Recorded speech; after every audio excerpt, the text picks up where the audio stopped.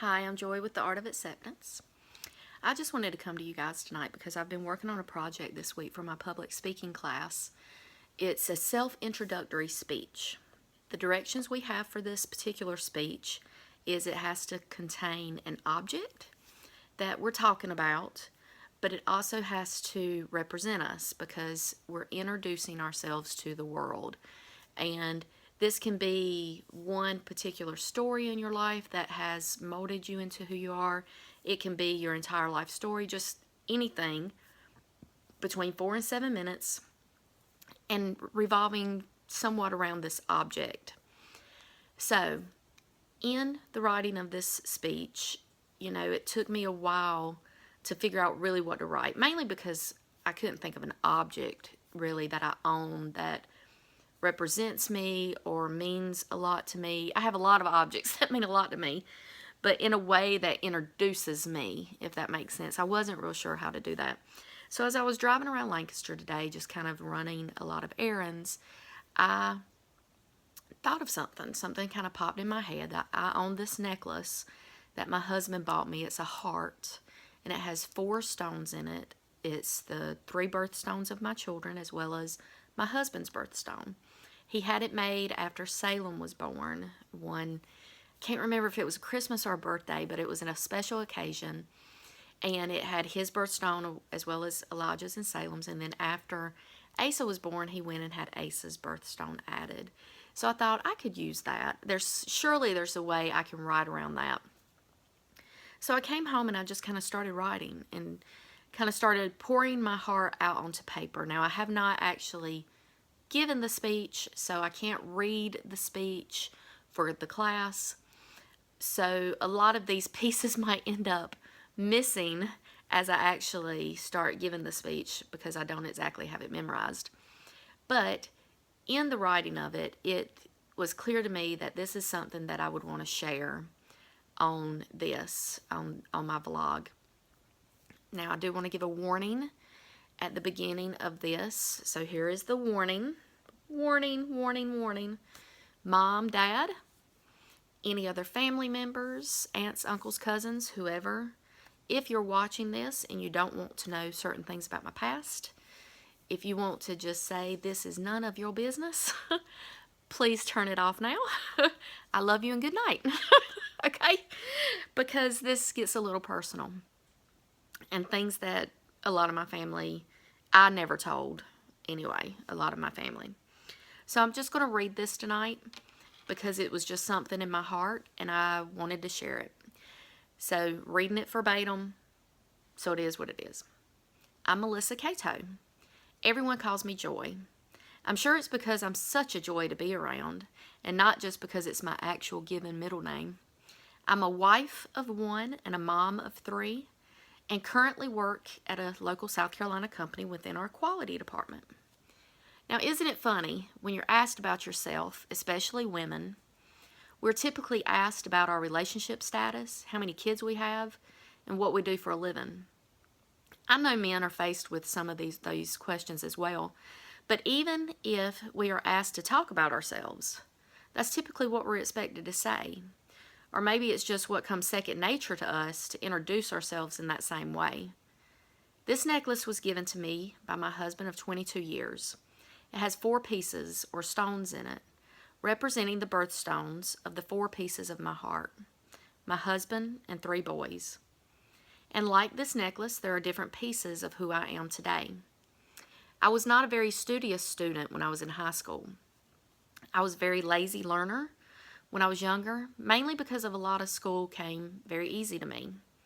So when I was faced with a subject that didn't come easy, which happened a lot come high school, I didn't really try. That was my younger self. Faced with a challenge, I'd walk away and I'd find something else easier. After high school, I started doing drugs and drinking to the point I have marks on my body from burns I received when I was drunk. And a lot of people don't know this, but I got pregnant when I was 18 with my then boyfriend and now husband's child. Again, I made the easy decision. I aborted. Some say this is a hard decision, but I beg to differ because for me, it was the easy way out of the consequences of my actions. Drugs, alcohol, and sex were all easy decisions. All pieces of my past, all pieces of who I was, and pieces who made me into who I became. At 20 years old, I gave my life to Christ, and so did my then boyfriend, who also became my husband that same year. So we stopped drinking, drugs, and sex until marriage. These were not easy choices. These were the hard choices. Because these choices, we lost friends and had to start all over with new people and form new friendships. But that was also the moment in my life that I realized I could face the challenge. I was strong enough to withstand no friends and no drugs to handle it. I was strong enough to withstand backlash from family and even people we barely knew, all based on how we decided to live. I could work for what I wanted. I could earn what I deserved. I did not always have to have what came easily. I no longer backed down from a challenge. This piece of me changed my 20-year-old self's future. I began focusing on my career, tackling it, learning everything I could, even the processes that didn't come easy to me. I took on more responsibility and always being the first to volunteer for the difficult projects. At 25, I had the second piece of my heart, my first son. I was able to still grow in my career while maintaining a happy marriage and learn how to be a somewhat decent mom. By the time I was in mid-level management with excellent pay, and I took on that challenge, I did it the hard way, and it paid off. At 30, I had the third piece of my heart, my second son, and a promotion to upper management with top pay and bonuses. More money than most college graduates. At 33, I had the fourth and final piece of my heart, my third son. This time I decided to leave the titles, leave the money, and focus on my family and become a stay-at-home mom. Not the easy choice, to leave the prestige and financial security behind. Not the easy choice, to have certain pieces of yourself gone. During my 6 years at home with my children, I learned to cook better, learned to bake. I learned a very little bit of guitar, focused on writing poetry and songs. And I also learned that I wasn't just my title or what I did for a living, which is exactly what I was for a very long time. As Don Johnson once said, "This is what I do for a living. It's not who I am as a human being." What I have truly learned is I'm not just a mom, just a wife, or just my career. I'm all those things. I'm all the pieces of my past and present. I'm dedicated and loyal. I'm a good friend. I'm funny and silly, but I know when to be serious. I'm smart, even if I don't learn it the first time. I'm loving and affectionate. I don't mind it when things come easy, but I won't walk away from a challenge. And sometimes I go looking for one. I'm easy to figure out, yet complicated to truly get to know.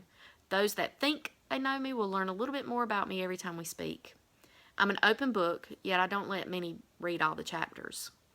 And just like the four pieces of my heart, my husband and my boys, and just like the pieces in this necklace, there are a lot of pieces to who I am. I believe when we truly learn to accept all of our pieces, we are truly aware of what we are capable of. That's called The Pieces of My Heart, or The Pieces of Me. I hadn't really decided on the title. But that's going to be my speech that I submit to school. So I just wanted to share that because it did lead me to think there are a lot of pieces to us that we have to accept. Some things we do need to change. My 20-year-old self, I had to change those pieces of me. I had to change the drugs and the alcohol and the sex. You can just sit there and say, oh, I accept these things. I had to change those behaviors, but I can't change my past, and I don't sit here and say I regret my past because those pieces of me made me and formed me into who I am today. Now, had I not changed those behaviors, you'd be looking at a different person today, and maybe I'd have a little harder time accepting those things because I'd know those are things that needed to be changed. But I do think that everybody just needs to learn to sit down and figure out all the pieces of themselves. It'll help them figure out who they are and what they're capable of. And I hope you guys have a great night.